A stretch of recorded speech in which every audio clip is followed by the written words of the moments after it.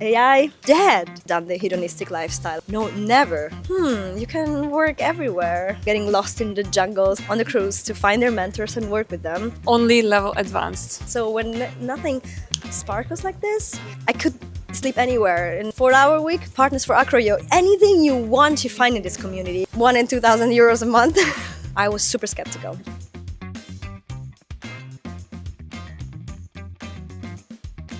Could you please tell me what's your name, where are you from, and what you do for living? I'm Delia. I'm from Italy and Germany originally, but I've been living as a nomad for over 8 years.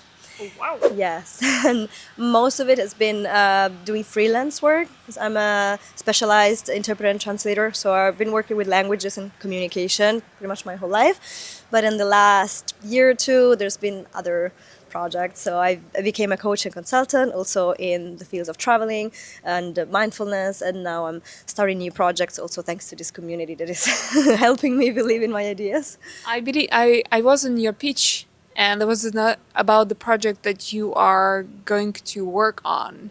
Can you briefly tell about that? Was a great pitch, by the way. Thank you so much.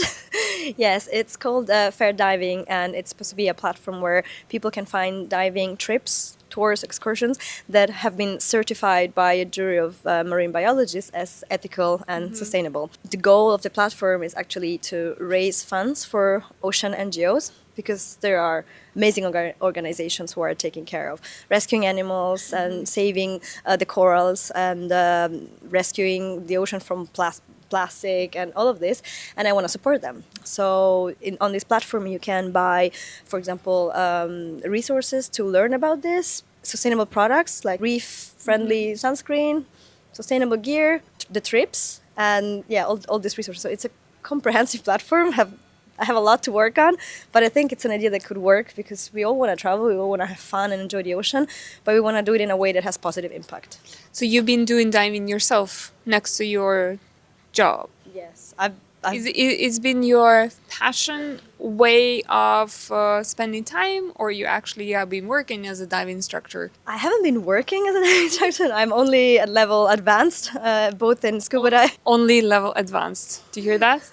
Because I don't spend enough time in one place to actually do the dive master course, but I will soon, and I'm also an advanced freediver. So yeah, this is my passion, my whole life. That's been my main passion. So it would be amazing to combine this with my profession. You said that you became a nomad 8 years ago. Was it happened accidentally or intentionally? Oh, actually 8 years ago, I was still in a relationship, living in Italy, working from home. And then when he broke up with me, I realized, you can work everywhere. You dream to travel, you're young, you're free. Why don't you just leave everything behind and follow your dreams? And that's what I did. Never looked back.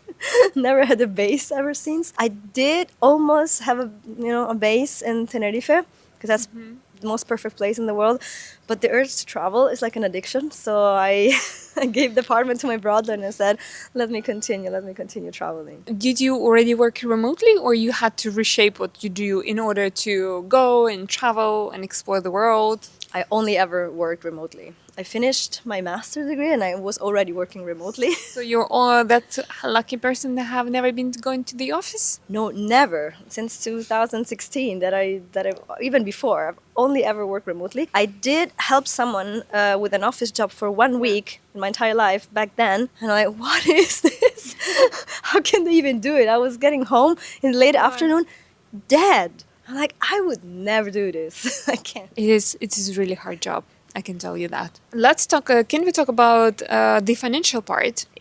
What is your source of income? You said that you're juggling a couple of things, and is it something that you are switching to the third project because you want to have more purpose, or a financial part driving you? There's different elements. So because I started freelancing while I was still studying, basically, I thought that's always available to me. Like, I can do many things, so freelancing gigs are always available. But the situation has changed with, for example, AI They completely changed the translation industry. So I was having less projects there. So I was focusing on other things, more on the coaching and consulting side.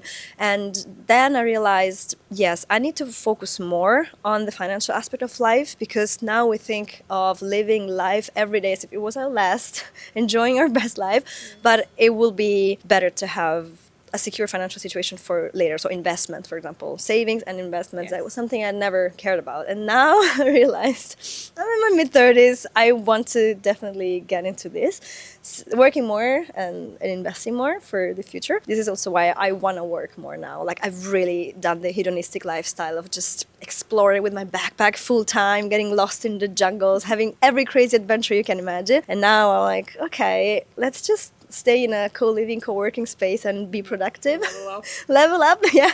And this is the best community possible for this, because you see people on all sides of the spectrum. People who just became nomads and people who are really successful. So we're all learning from each other here. Did you meet people on the Nomad cruise that actually helped you to push to that level up? Absolutely. My first Nomad cruise last year, I met people who became my mentors, my coaches.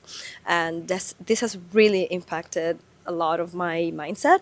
I realized, okay, you can keep living a dream life, but you can also look forward and believe in your project and turn them into your profession. Now on this second cruise, I realize how much I've done since last year, thanks to their help. So I would encourage anyone on the cruise to find their mentors and work with them. One question, financial. What is the budget would you recommend for the people who want to travel more per month? I understand that it depends on the area where you go, but maybe a range or approximately the average that you used to spend yourself for the last couple of years? I could talk for hours about this, because I'm an expert in budget traveling, because as a minimalist, I only travel with hand luggage. I really don't spend much for flights, because we have the flexibility to book any day we want, anytime we want. I have a very sustainable and cheap lifestyle, I would say. Like, I'm a vegetarian. I don't need money for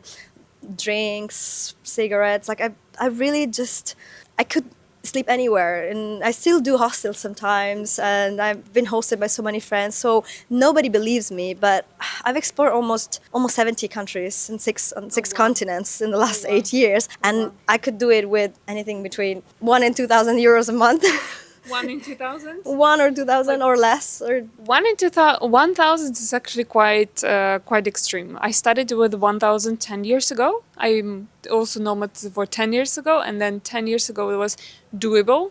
These days, I have no idea how people can travel with 1,000 only per month. I'm not saying you should do it. I'm saying it's still possible. This is why people ask me for travel consulting. They want to go on a gap year. They only say this, and they're scared that it's not worth it to try because it's not enough. And I tell them it is, and I give them all the hacks to save as much as possible. And then I'm also telling them it's good to have more than you need, because I'm like, okay, my life is so cheap. I'm gonna work less and less and less. The 4-hour week, maybe sometimes I was doing like the 1-hour work week. In some countries, life is so affordable that you really survive with less than 1,000 euros per month. But now I don't want to do it anymore. I want to work more and keep my costs low, but with that extra buffer to invest. Do you have one big question that you asking yourself over and over and you're searching the answer for? It's a topic, let's say, not just one question. The dilemma, let's say, the Dilemma, big part. I could continue this for another couple of years easily, because I have still a list of many places where I want to go. I also have the dream in the next couple of years to start a family, and I will be happy to find a base and travel a little less. Right. As many nomads on this cruise and in my age group, this comes with a complete shift of mindset, because if we keep thinking just, okay, where's the next place, the next adventure, we're not making ourselves fully available to meet that person that in a couple of years we feel comfortable enough starting a family with. So I'm like, what is it that I have to change to be able to make space in my life and in my heart for someone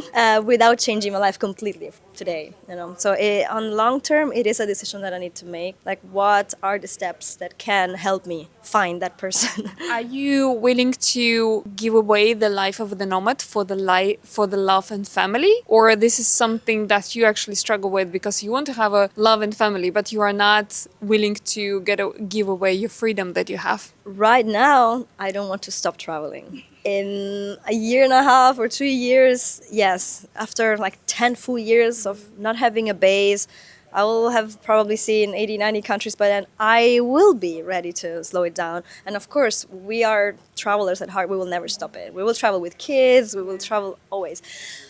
In the next year, I have so many travel plans and adventures I want to go that I can only be with someone who is willing to come with me. Like, I'm not ready to move to a city tomorrow. So there's a question. We are on a cruise. We're 260 nomads. A good part of it, good half of it, even more, there are a lot of handsome men and very smart and who is traveling and work remotely. But somehow, at the same time, it's really hard to find the love of your life and to start a family. Do you know why? I know that this is a good pool, let's say, to find like-minded people. At the same time, I don't want it to be forceful. Like, okay, this is the pool, this is the time, and we have 2 weeks to get to know each other.